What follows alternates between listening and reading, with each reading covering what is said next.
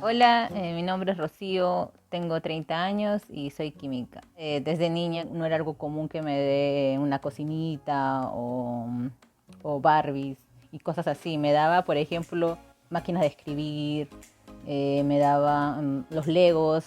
Por un momento también pensaron que iba a ser ingeniera porque me encantaba eso. Todo el tiempo paraba construyendo cosas nuevas. Soñaba con diseñar mi propio carro. Siempre tenía mucha curiosidad por diferentes áreas. Dentro de ellas, uno era la medicina. Soñaba en ser médico, solo que lo veía tan lejano porque soy como que una persona que no puede ver mucha sangre. La medicina me gustaba mucho porque veía algo muy interesante de lo de curar a las personas. Al acabar la secundaria, sabía que iba a ir a la uni porque mi papá lo había como que repetido demasiadas veces. En el curso preparatorio es ahí que decidí más o menos por la química. Me parecía interesante, me parecía simple, sencillo. Bueno, al ingresar a la uni estaba en duda de que si yo quería ingeniería química o química, porque no sabía diferenciar qué es química y qué es ingeniería química. Al ingresar, ingresé a química, no ingeniería química. Como que dije, uy, esto es muy teórico.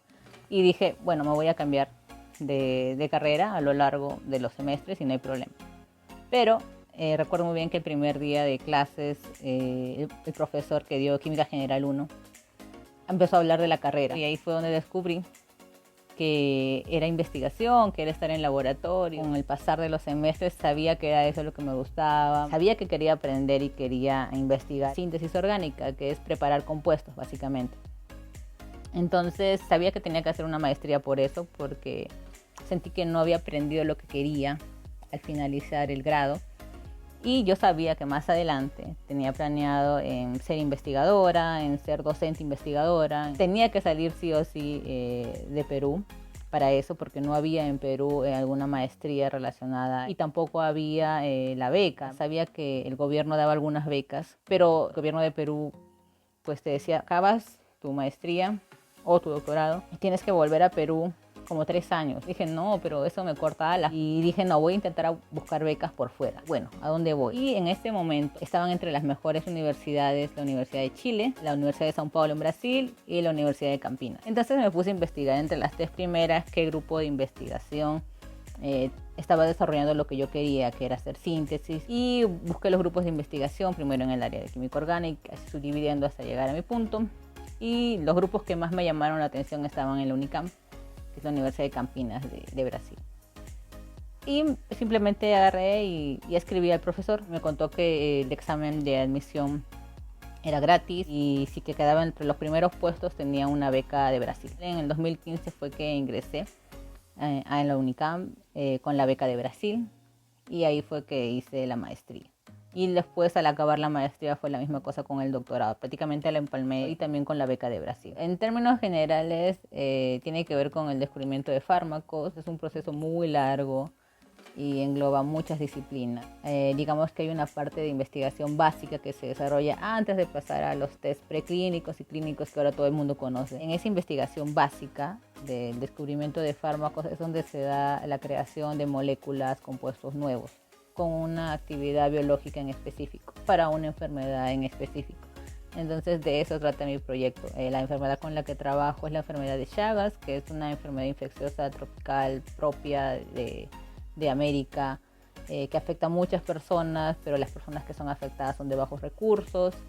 Entonces no es un objetivo de las farmacéuticas desarrollar un fármaco eficaz y seguro frente a eso. Entonces generalmente los grupos de investigación de las universidades son los que se encargan, son enfermedades desatendidas. En lo profesional pues sí, haber aprendido un montón, son tantos años de estudios, uno madura con eso, la visión de cómo ves los sueños que tenías antes de qué realizar con tu carrera.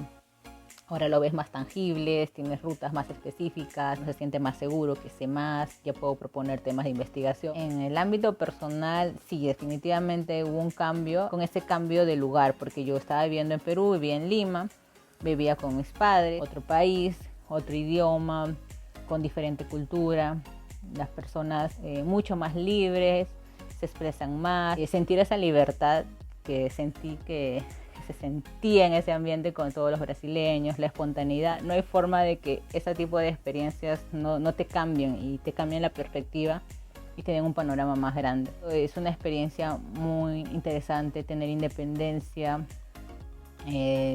saber aprender a manejar tu economía y la experiencia de sacar ciertos tabús que tenía antes como que incorporados en la cabeza sin darme cuenta. Empezaron a irse y eso me ayudó a crecer personalmente bastante. De ser investigadora y docente en Perú, o sea, es uno de mis objetivos, tener un grupo de investigación. Y otro de los sueños así como que tops sería tener una unidad de descubrimiento de fármacos en Perú, o sea, poder trabajar yo desde química con profesionales de biología, bioinformática y etcétera, todas las carreras que confluyen en esta línea de investigación y poder de verdad utilizar los recursos que hay en Perú para poder darle solución a tantas enfermedades que afectan a las personas y no es posible que no se desarrolle ciencia en un país que literalmente la historia marca que fue un país por mucho avance científico y tecnológico y darle, por ejemplo, potencial a los recursos naturales que tenemos. En Perú se habla mucho de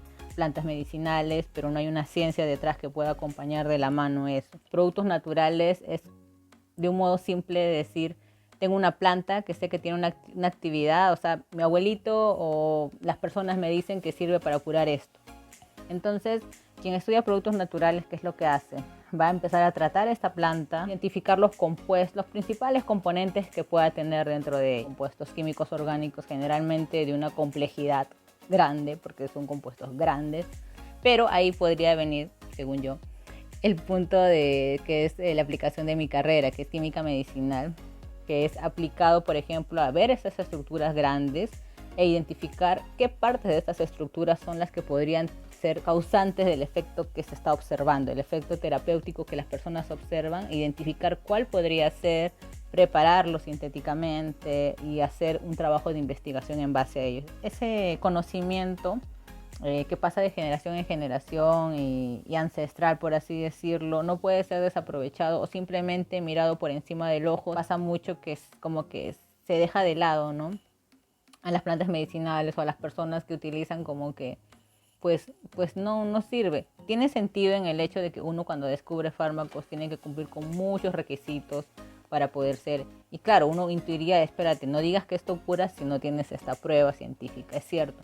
Pero sí es un camino, a lo que yo veo, es como que una posibilidad de estudio. Desarrollar investigación en esta área es el que podría dar ese plus a caer más en la coherencia y utilizar nuestros recursos, tener un banco de datos. Imagínate, yo cuando hablo de moléculas, estructuras, hablo como un A, B, C, D, que pueden ser utilizados para muchas cosas. Esa construcción es algo que sería muy interesante para muchas enfermedades. Justamente es eso, es desarrollar una unidad de descubrimiento de fármacos, porque no hay que esperar a que, por ejemplo, pase lo que está pasando ahora como una pandemia y todo el mundo correr a intentar investigar algo.